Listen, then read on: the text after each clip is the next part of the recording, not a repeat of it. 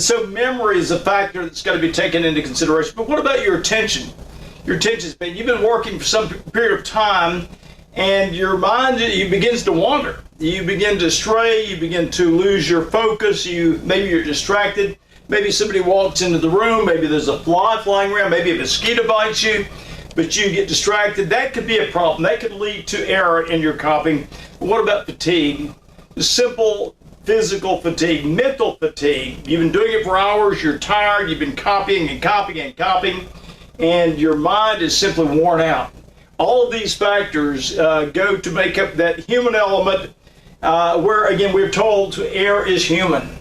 But the problem is that our critics go beyond simply acknowledging that to err is human, to saying that because you're human, and by the way, notice we're talking, for some reason this applies specifically to the New Testament, but maybe not to other writings, but because you're human, and because you're prone to error, then we have to jump to the conclusion that the book that you've been working on is totally unreliable. And that's kind of what they've done. They go from saying there's a proneness to error and to fallibility or whatever to complete worthlessness.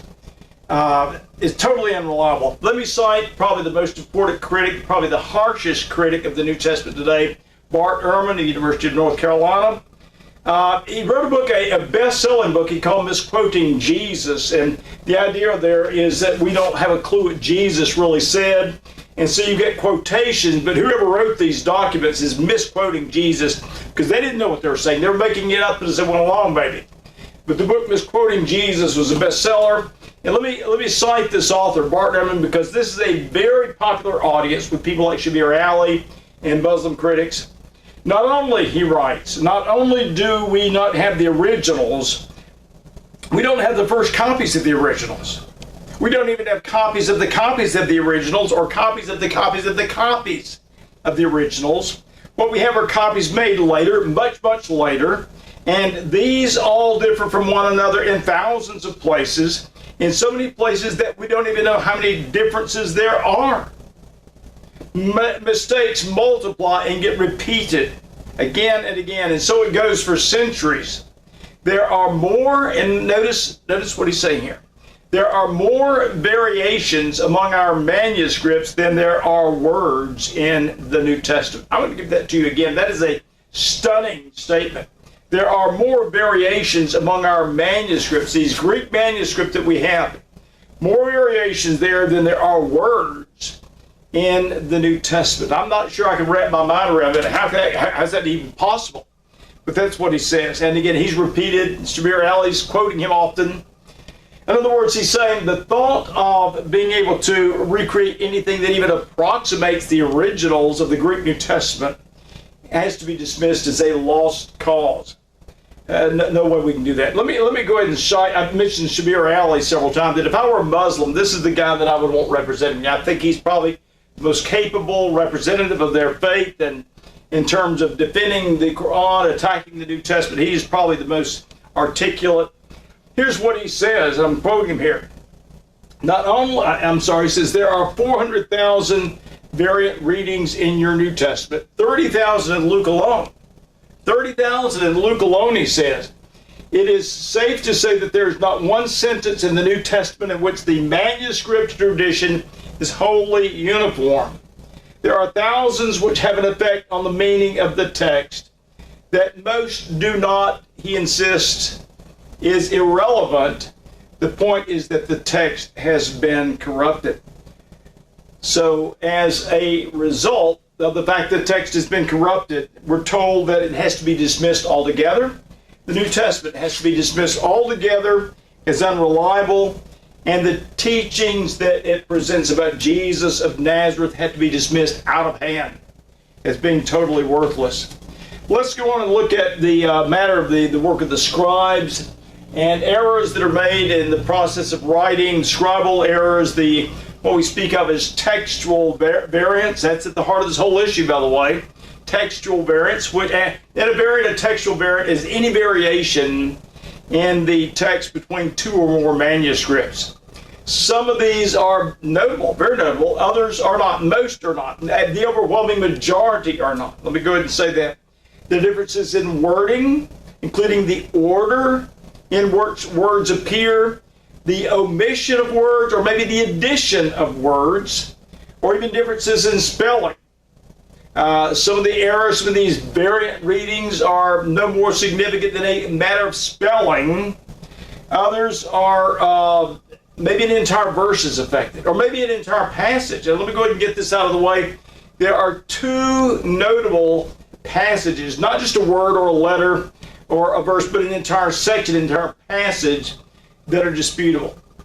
The closing of the Gospel of Mark, and there's a passage in the 8th chapter of John where a woman caught in adultery has been brought before Jesus, and he says, what do we do with this? Or they ask him, what do we do? And both of these are sections that the evidence is that they really don't belong there. They were added later at some point. But apart from those two very notable examples, the vast multitude of these are totally insignificant. And now let me stop and say before we're going further that there are variant readings, cannot be denied, nor have Christians ever attempted to do so. You hear people talking as if we've tried to hide this and conceal it. No, Christians have been very upfront. And going back as far as I think Origen, one of the early church fathers in the 3rd or 4th century, acknowledged the problem that some of the texts he had were corrupted in some sense. So nobody's questioning the fact that there are variant readings. Among other things, though, the number of those readings is something that people find especially disturbing. Bart Ehrman places the number somewhere between 3 and 400,000. That's a lot. And as he puts it, almost 3 variants per word. That's amazing. How can that be even? Almost 3 variants per word. But he's saying that the New Testament is replete with these mistakes, these copious errors. Now, what I want to do for the next few minutes is show you something and kind of explain some things about the Greek New Testament that we possess today. And it is where you've got the text of the text. This is from the Gospel of John, the 7th chapter. And then there's a solid line about the middle of the page, maybe 2/3 the way down typically. And underneath is what we call the textual apparatus. Now let me explain what that is. In the text, you're going to have footnotes. You're going to call attention to here in the middle of verse 1. There's footnote number 1. And then that's going to be referred to in the textual apparatus down below. Now you'll notice as you look at this, there's several things that stand out. First of all, we've got the actual footnote, and there's the word ethellon. That's the word in question. Now that's the question. There's a variant reading at this point, but that's the term that is used, that is actually incorporated and published in the published text. Now, why would they incorporate that if there's a variant reading? Why would they? Is it just arbitrary? Is it just a matter of flip a coin? Well, we like this and we don't like the other. Maybe no, it's not arbitrary. You'll notice the first thing about this is it's a B rating. Okay, in the textual apparatus, what you have is sort of a grading system similar to what you get when you go to school. You go to school, you get a report card. You get an A, B, C, D. I don't know where E went, but it goes from D to F. F is totally failing. Total failure. A is excellent. B is good. Not excellent, not as good as it could be, but it's good nonetheless. C is kind of mediocre, maybe. D is very questionable. Not failing at this point altogether, but it's questionable. You get a similar grading system for the Greek New Testament. The manuscripts that are in question, and this gets a B rating, which says this is good. Not an A, but it's very good. It's reasonable, very reasonable to believe that this is what the original said. Now we notice, but why would they give that rating? What was it that merits a B rating as opposed to C or D? Well, they provide the evidence, the documentary evidence. The manuscripts, for example, P66 and P75, Codex Sinaiticus, and a number of major manuscripts that are of great significance. And so if you say, now, why a good rating? Why did they include that in the text? This is why. Because the best manuscripts include it in the text. Now, you'll notice also that there is a little double line, that kind of a backslash, and then that's going to indicate there's a mark, a divergence there, in that after having given all the evidence for the good reading, they're going to give you the alternative. This is the other reading that's found, and they give the writings there as well. But you'll notice here, if you can see all of the evidence, there are about 3 lines full of evidence of textual manuscripts that contain this word ephelon, as opposed to only several down here, and very weak evidence for the most part. That's why they've done that. That is significant. And this is basically what you find as you take the United Bible Society version of the Greek New Testament. The textual apparatus will show you, first of all, that in fact, in the upper part of the text, there is a question about the reading, but then it refers you to the footnote to the bottom half that gives you all of the data that you need to know to weigh the evidence. Now, let me say that when we're told, and maybe if you're a young Christian perhaps, and you maybe just become a Christian, you don't know a lot, and you have kind of naively believed what you've been told, and now all of a sudden you're hearing that there are 400,000 variant readings in the Greek New Testament. More variants than there are words. Again, what does it say? Almost 3 per word. Your response might be to kind of go into hysteria and say, wow, this is really bad. I didn't know that, or I wouldn't have believed this. Well, let me start by saying, don't panic. Don't panic because you don't need to. This is not a hopeless cause, by no means at all. The simple fact is, and I'm going to make this as my thesis pretty much, the simple fact is, and not my opinion, not a matter of opinion, not what I feel, is a simple fact that we can proceed with great confidence that the New Testament we have in our hand, the one that you just see, is virtually identical to the original. There are a few places here and there, but the text as a whole is virtually identical. I can say, basically, I'm confident that what I have here is what was originally written in the New Testament. Now, let's explain why I'm so confident. Number one, let's speak in terms of the reasonableness of errors. First of all, it simply is not at all unreasonable to think that numerous errors would have crept into the text during the process of copying, and due to several considerations. And I've already mentioned the human element of your memory, your attention span, your eyes, your hearing, and that kind of thing. But notice, first of all, the simple size of the document. We're talking about the New Testament of 27 books that contains something in the neighborhood of 138,000 words. 138,000 words. That's a lot of writing. That's considerably more than the Quran. Considerably more. The number of manuscripts that are involved. It's not just you get a big text here, a big book to reproduce, but the number of times it was actually produced. The number of manuscripts, again, 5,800 of these. The manner in which the text was transmitted and produced is another matter. The amount of time that it was involved and that took place in copying over the years and centuries. The Quran, for example, only had to go through about 800 years, 700 to 800 years of handwriting, copying, transmission before the invention of the printing press. 700 to 800 years, whereas the New Testament went through approximately a millennia and a half. From say the 2nd century to the 14th, 15th century, a millennia and a half. You know what's surprising? What's surprising is not that there are a number of errors that copyists have made, but how few those errors actually are. That's the amazing thing. And so it's reasonable, altogether reasonable, to assume that errors would inevitably find their way into the text. Secondly, though, consider with me the nature of the variants, because part of the concern that exists with all the variant readings is resolved. Folks, this is resolved. The main concern is resolved when you understand the nature of the mistakes that have been made, the errors, the variant readings, and that kind of thing. What is it that constitutes a variant? That's the question. What is it that constitutes a variant? Again, there are several examples of variations in the text that stand out. I mentioned 2 that contain an entire section with a number of verses. The fact is that the overwhelming majority are absolutely inconsequential. People are going to lie. They will lie to you otherwise. Again, the simple fact is the overwhelming majority of these are absolutely inconsequential. Let me go back to our friend Bart Ehrman. Again, he was at Wheaton College, an evangelical college, and renounced any claim to being any kind of a Christian at all, became an agnostic or an atheist or whatever, went to Princeton, and he's a very good scholar. He knows his stuff.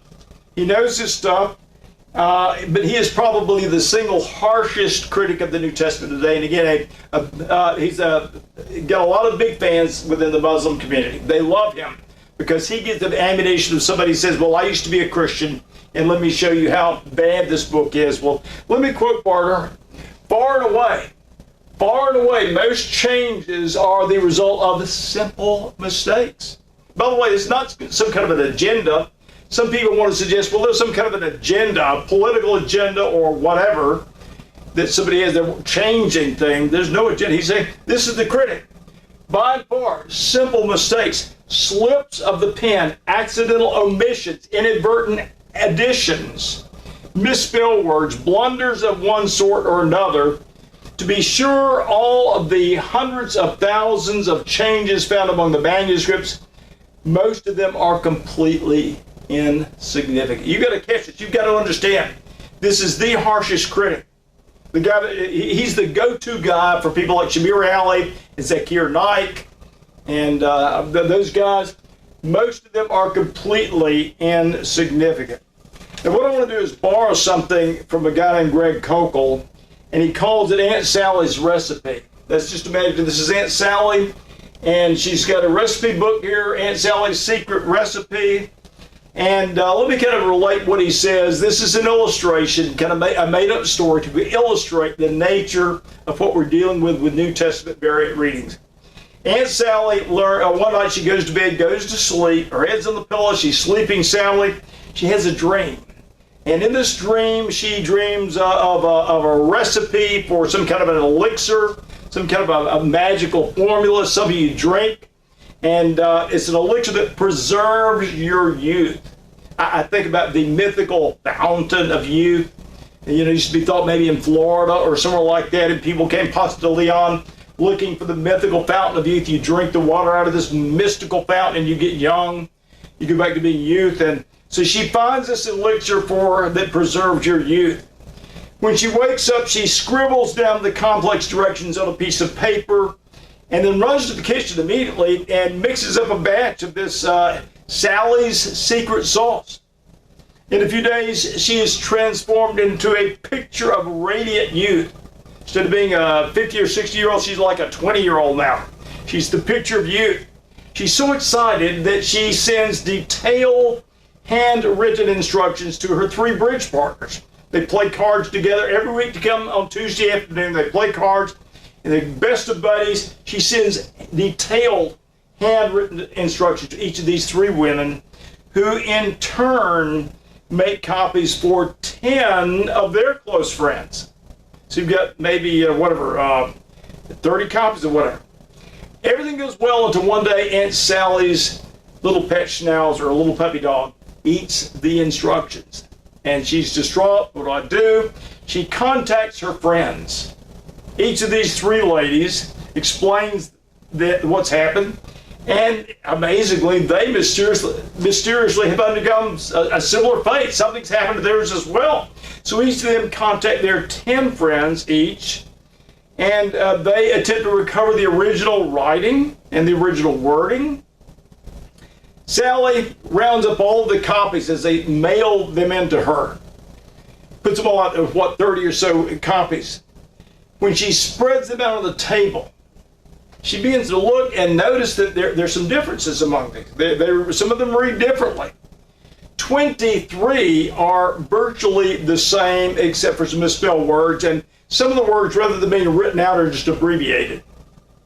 Another of the remaining 3, one lists the ingredients in a different order. Another has 2 phrases inverted or switched around. One of them says mix and then chop, and then the others change it chop and then mix. So the words are actually inverted. And then one of them includes an ingredient not included in any of the other recipes. Don't know where that came from, but it's there.